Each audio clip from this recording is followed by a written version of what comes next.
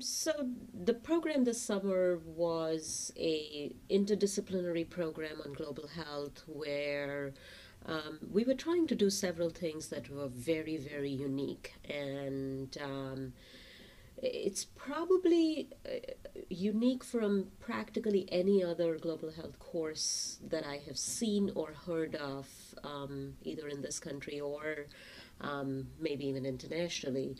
One of the main things that we were trying to do was have a interdisciplinary format. So we had students from psychology, students from medicine, and even a couple of undergraduate students. So it was multi-level trainees as well as interdisciplinary trainees. There are trainees from different disciplines.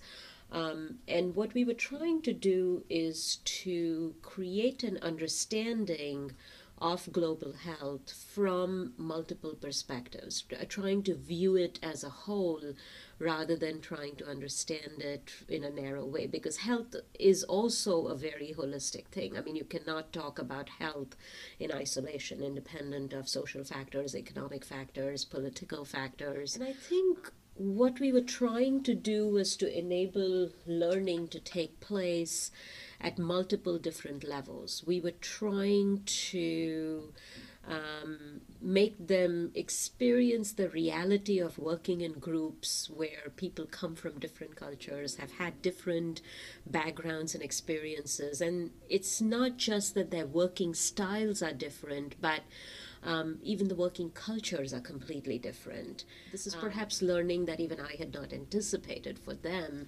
which is that they have seen firsthand the reality of the reality of global health, the reality of globalization, which is that something occurring thousands of miles away has not just an impact on you in the sense of a, distant sympathy or, a distant empathy, but, hits you at the gut, hits you in the heart. The rabbi and his wife provided a home away from home for these kids. And I think what happened subsequently, where he lost his life, was deeply touching to the students and deeply disturbing. That somebody who had dedicated their life to doing good in the world um, could be the victim of such intense brutality. Um, My name's Heather Glubo, and I'm a second year student here at Ferkauf Graduate School of Psychology. I'm in the clinical psychology PhD program with a health emphasis, and I took the global health seminar this summer. We spent 3 weeks here at Ferkauf preparing to go to India and learning more about globalization and some of the impacts we're having on India specifically and also in other countries. We arrived in India where we spent 10 days at a seminar that was conducted by St. Xavier's College in Mumbai, India.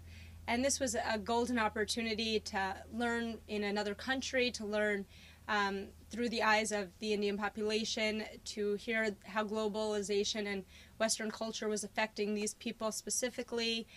We got a lot of personal accounts. We also collected 400 surveys on the impact of globalization on college health, on college students, and how it affects their health habits, and how it's affecting their views on relationships and dating, how it affects spirituality, stress, depression, anxiety.